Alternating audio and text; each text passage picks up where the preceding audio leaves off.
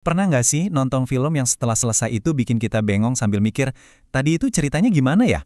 Nah, hari ini kita bakal ngebahas tuntas Quantum Voyage, sebuah film fiksi ilmiah yang plotnya tuh jujur, bikin pusing, aneh, tapi sekaligus brilian. Kalau kamu salah satu yang garuk-garuk kepala setelah nonton, tenang, kamu nggak sendirian. Yuk kita urai barang-barang misteri ini.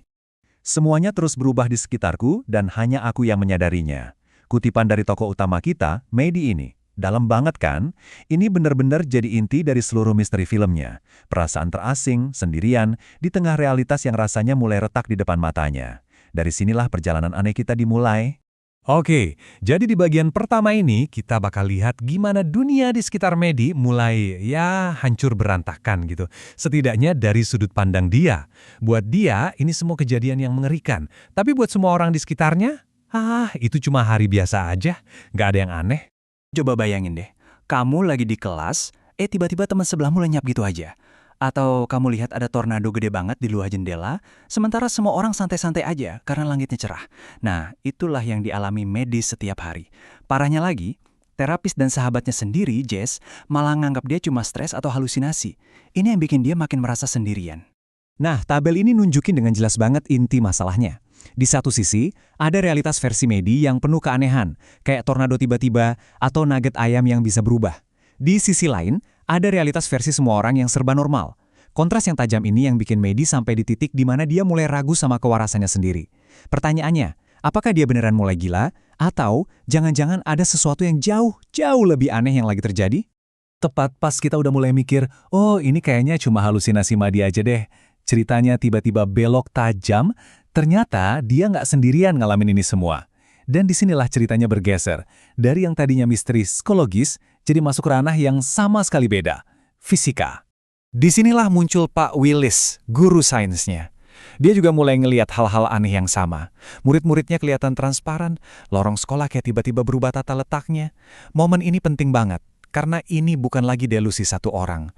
Pengalaman Pak Willis yang sama persis jadi bukti kalau mereka lagi berhadapan sama sebuah fenomena yang nyata. Nah, sebagai seorang guru sains, Pak Willis punya satu teori yang kedengarannya gila tapi jadi inti dari penjelasan film ini. Keterikatan kuantum atau quantum entanglement.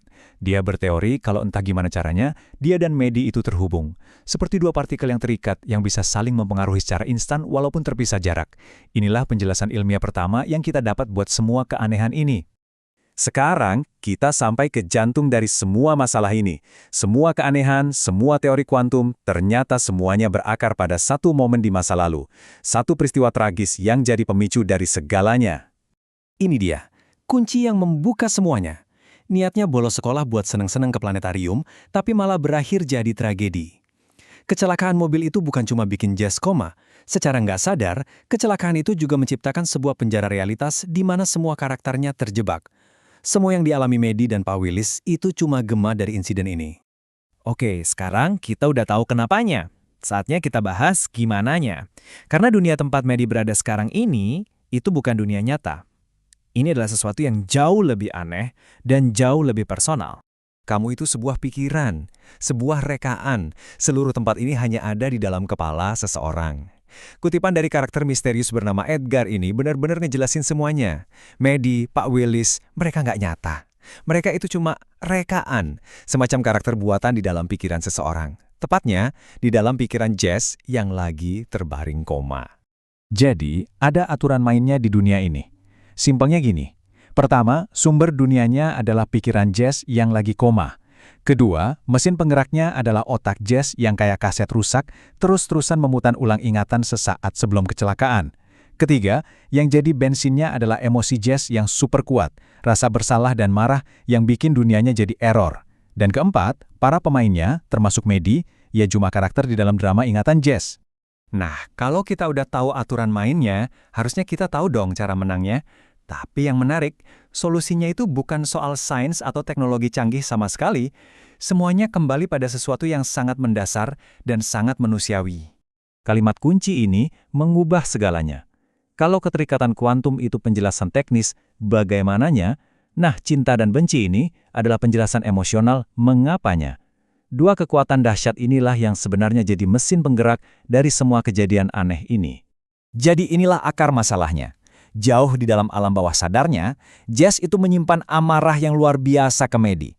Dia menyalahkan Maddie atas kecelakaan itu.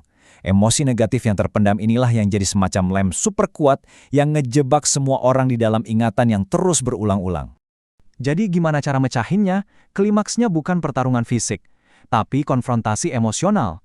Maddie harus bisa masuk lebih dalam keingatan Jess dan menyampaikan permintaan maaf yang tulus dari hati. Tindakan inilah yang ibaratnya mengganti frekuensi atau ganti channel, dari channel benci dan rasa bersalah ke channel pengampunan, dan itulah yang akhirnya membebaskan mereka semua dari lingkaran itu. Jadi, pada akhirnya, Quantum Voyage itu bukan cuma film tentang fisika yang rumit. Ini adalah film tentang dahsyatnya kekuatan ingatan, rasa bersalah, dan juga pengampunan. Film ini meninggalkan kita dengan satu pertanyaan yang menarik banget buat kita renungkan. Jika pikiranmu punya kekuatan buat membangun sebuah dunia, dunia seperti apa yang akan kamu ciptakan? Dan siapa yang akan kamu pilih untuk tinggal di dalamnya?